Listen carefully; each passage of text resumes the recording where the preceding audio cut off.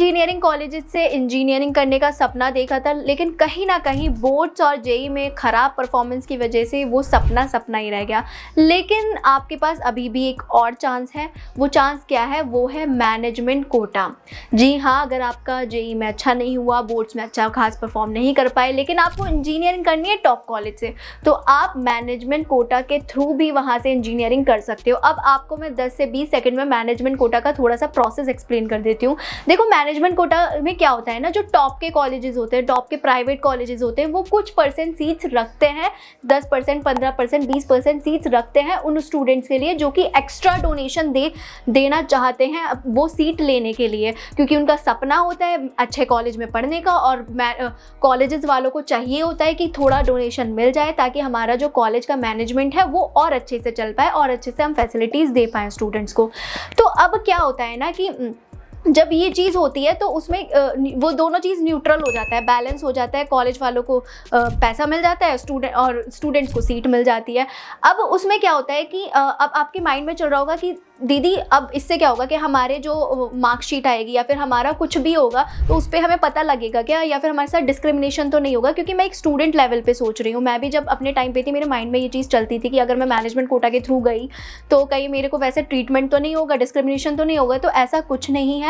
जब भी आपको सेम कुछ जो बच्चे काउंसलिंग के थ्रू टॉप कॉलेजेस में आएंगे तो उन्हीं के साथ आपको बिठाया जाएगा। उनको नहीं पता चलेगा आप मैनेजमेंट कोटा से के थ्रू आए हो, उनको नहीं पता चलेगा कुछ भी, उनके आपके फेस पे तो लिखा नहीं होगा, ऑब्वियस सी बात है। और सेम आपको opportunity, same placement, same internship, same teacher, सब कुछ सेम होगा, सब इक्वल होगा। हाँ, बस ये होगा कि आप एक्स्ट्रा डोनेशन के थ्रू आए हो, वो काउंसलिंग के थ्रू आए हैं।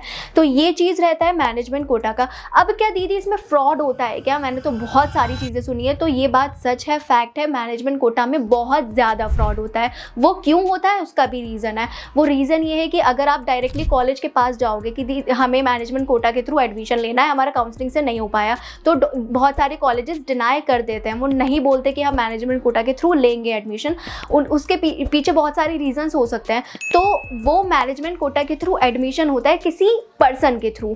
अब यही रीज़न है कि इसमें बहुत सारे स्कैम्स और फ्रॉड्स हो जाते हैं, क्योंकि उस टाइम पे ना, उस पर्टिकुलर टाइम पे बहुत सारे स्कैमर्स और फ्रॉड करने वाले घुस जाते हैं, क्योंकि उन्हें पता है कि मैनेजमेंट कोटा के थ्रू एडमिशन बच्चा ले रहा है तो डायरेक्टली तो जाएगा नहीं, हमारे पास ही आएगा। हम कुछ ना कुछ बोल देंगे जिसके थ्रू वो उसको स्कैम और फ्रॉड कर देंगे आपका, क्योंकि एक्स्ट्रा डोनेशन जाना होता है, बहुत सारे पैसे आपसे ले लेंगे, एडमिशन भी नहीं कराएंगे। इफ़ इन केस करा भी दिया, बोल भी देंगे कि हम सीएसई ब्रांच दे देंगे, तो कोई और सा ब्रांच आपको दिला देंगे और आपका पैसा भी चला जाएगा और आप कुछ भी नहीं कर पाओगे, क्योंकि आप कुछ कर भी नहीं सकते हो। तो और भी बहुत सारे रीजंस, जैसे कि वो अपना सिम चेंज कर लेंगे, या तो फिर वो क्या उनके पास कोई प्रॉपर ऑफिस होता नहीं है जो आप जाके क्लेम कर पाओ कि भाई हमारा आपने दूसरा ब्रांच में करा दिया, ये करा दिया, वो करा दिया। सिम चेंज कर लेंगे, अपना प्रॉपर नेम बताएंगे नहीं ना ही। अगर आपको ऑफिस में बुला भी दिया तो हो सकता है कि वो कुछ पर्टिकुलर टाइम के लिए ही हो, आपके साथ स्कैम करने के बाद फिर वो ऑफिस ही बंद कर दे। बहुत सारे ऐसे रीजंस हो सकते हैं। और ना ही उनका कोई सोशल मीडिया होता है जो जाके आप क्लेम कर पाओ कि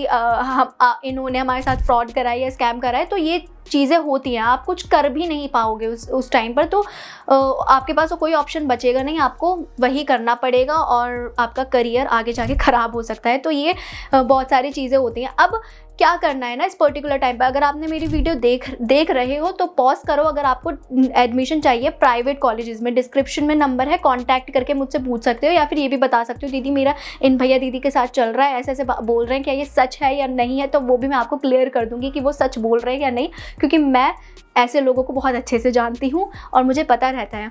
बाकी मैनेजमेंट कोटा के लिए और आपको चाहिए कि मुझे मैनेजमेंट कोटा में एडमिशन ही चाहिए, तो मुझे तब भी कांटेक्ट कर सकते हो, क्योंकि बहुत सारे ऐसे नोन में हैं मेरे कांटेक्ट में, जो कि एक दो हैं लोग जिस पर मैं ट्रस्ट करती हूँ, जिन्होंने बहुत 2-3 साल से वो मैनेजमेंट कोटा के थ्रू एडमिशन करा रहे हैं। तो मैं उनसे कांटेक्ट करा दूँगी, आपका ईजीली उनके थ्रू आसानी से हो जाएगा और कोई प्रॉब्लम नहीं होगी। तो अब हम डिस्कस कर लेते हैं ऐसे टॉप के कुछ कॉलेजेस जो कि मैनेजमेंट कोटा के थ्रू एडमिशन्स एक्सेप्ट करते हैं। नंबर 1 पर आता है जीएल बजाज, जो कि बहुत जाना माना कॉलेज है, आप बहुत अच्छे से इसको जानते हो।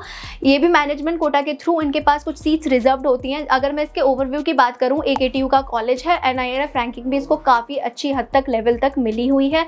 ग्रेटर नोएडा में इसकी लोकेशन है। फीस इसकी 6.7 लाख तक, टोटल 4 ईयर बीटेक की फीस यहाँ पर देखने के लिए मिली है। लेकिन ये फीस उन स्टूडेंट्स के लिए भी है जो कि मैनेजमेंट कोटा के थ्रू पढ़ रहे हैं। ऐसा नहीं है कि आप लोगों के थ्रू अलग फीस होगी, फीस आप लोगों की भी सेम रहेगी, बस आपको स्टार्टिंग में एक्स्ट्रा डोनेशन देना पड़ेगा, उसके बाद जो फीस रहेगी वो सेम रहेगी। बाकी एडमिशन प्रोसेस इसमें देखो एकेटिव काउंसलिंग के थ्रू होता है, लेकिन उन स्टूडेंट का जिनकी बहुत अच्छी रैंक आई होती है जेईई मेंस में नेक्स्ट लेवल के 90-95 प्लस, तो मैनेजमेंट कोटा के थ्रू डायरेक्टली हो जाएगा। तो काउंसलिंग एकेटिव काउंसलिंग के थ्रू डायरेक्टली आपका एडमिशन हो जाएगा। या फिर अगर आपकी 12th में 90 प्लस 95 प्लस आ रही होगी तो भी चांस है कि आपका डायरेक्टली हो जाए इसमें एडमिशन। लेकिन 15% सीट रिजर्व रहती है मैनेजमेंट कोटा के थ्रू भी, तो आप उसके थ्रू भी यहाँ पे एडमिशन ले सकते हो। कैसे प्रोसेस होगा उसके लिए डिस्क्रिप्शन में नंबर है, मुझे कभी भी बेझिझक कांटेक्ट कर सकते हो, मैं आपको अच्छे से इसका प्रोसेस एक्सप्लेन कर दूंगी। प्लेसमेंट की बात करूँ, इसका हाईएस्ट पैकेज गया था 58 लाख पर एनम का, एंड इसका एवरेज पैकेज 7 लाख तक हमेशा जाता रहता है। नेक्स्ट कॉलेज सेकंड नंबर पर आप टारगेट कर सकते हो KIET गाजियाबाद, जो कि गाजियाबाद में लोकेटेड है। ओवरव्यू की बात करूं 1998 में एस्टैब्लिश हुआ था। NIRF रैंकिंग इसको भी अच्छी खासी मिली हुई है। NAC A+ ग्रेड का कॉलेज है, तो इंजीनियरिंग के लिए ये बेस्ट कॉलेज है। बाकी इसकी फीस 8 लाख तक देखने के लिए मिली है टोटल 4 ईयर्स की। अब अगर मैं इसके एडमिशन प्रोसेस की बात करूँ तो पहले तो इनका काउंसलिंग के थ्रू होता था क्योंकि ये एकेटिव का कॉलेज था, लेकिन अब इन्होंने खुद की यूनिवर्सिटी बना ली है, तो इनका खुद के एंट्रेंस एग्जाम के थ्रू होता है। अब उसका एंट्रेंस एग्जाम भी थोड़ा टफ होता है क्योंकि अच्छा खासा आपको स्कोर कर ही ये लोग एक्सेप्ट करते हैं, विदाउट उसके बिना एक्सेप्ट नहीं करते। लेकिन ये थोड़ा ज़्यादा मैनेजमेंट कोटा के लिए सीट्स रिजर्व रखते हैं। उसके पीछे रीज़न ये है कि क्योंकि रीज़न बहुत सारे हो सकते हैं, जिसमें ये एक रीज़न है कि इन्हें अपना कॉलेज चलाना है। मेरे कुछ नोन में सीनियर्स हैं वहाँ के, उन लोग ने बेसिकली बताया था, उन्होंने बोला था इन्हें अपना कॉलेज चलाना है, कॉलेज चलाने के लिए थोड़ा ज़्यादा डोनेशन चाहिए ताकि वो लोग आपको अच्छे से फैसिलिटीज़ प्रोवाइड कर पाए, मैनेजमेंट अच्छा प्रोवाइड कर पाए, तो इसलिए थोड़ा ज़्यादा सीट्स ये लोग मैनेजमेंट के लिए रखते हैं। तो अब उसके लिए क्या होगा कि आप एक तो एंट्रेंस एग्जाम हो गया, अगर वो तो बहुत पता ही है, बहुत नेक्स्ट लेवल का टफ एंट्रेंस एग्जाम होगा। डेट्स क्या रहेंगी क्या नहीं, अगर उसके बारे में जानना है डिस्क्रिप्शन में नंबर है, कॉन्टैक्ट करके पूछ सकते हो। बाकी मैनेजमेंट कोटा के थ्रू भी यहाँ पर हो सकता है, कैसे होगा डिस्क्रिप्शन में नंबर है, कॉन्टैक्ट करके पूछ लो, मैं आपको प्रोसेस बता दूंगी।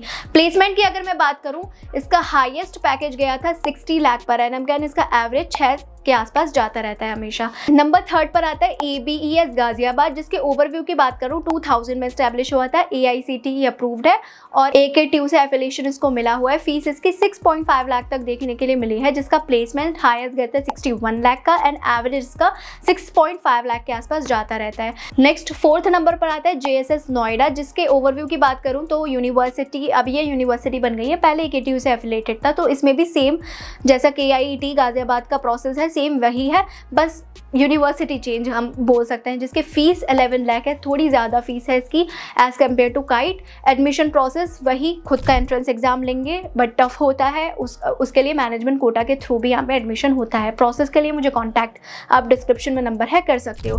प्लेसमेंट इसका हाईएस्ट क्या था 45 लाख का, एंड इसका एवरेज 6.5 लाख के आसपास हमेशा जाता रहता है। Last but not the least that is NIET, जो कि ग्रेटर नोएडा में लोकेटेड है। मेरे कॉलेज के जस्ट सामने NIET है, जिसके ओवरव्यू की बात करूं AKTU से एफिलिएटेड है, NAC A ग्रेड मिला हुआ है और NIRF रैंकिंग भी इसको अच्छी खासी मिली हुई है। फीस इसकी 6.75 लाख देखने के लिए मिली है, जिसका प्लेसमेंट हाईएस्ट गया था 51 का, एंड इसका एवरेज हमेशा 6 लाख के आसपास जाता रहता है। तो यही थे टॉप 5 इंजीनियरिंग कॉलेजेस जिनको आप टारगेट कर सकते हो अगर आपको मैनेजमेंट कोटा के थ्रू टॉप प्राइवेट कॉलेजेस में एडमिशन लेना है। बाकी नेक्स्ट वीडियो के लिए कमेंट कर सकते हो, सब्सक्राइब करके रखो, लाइक करो, शेयर करो। मिलते हैं नेक्स्ट वीडियो में, अभी के लिए बाय बाय।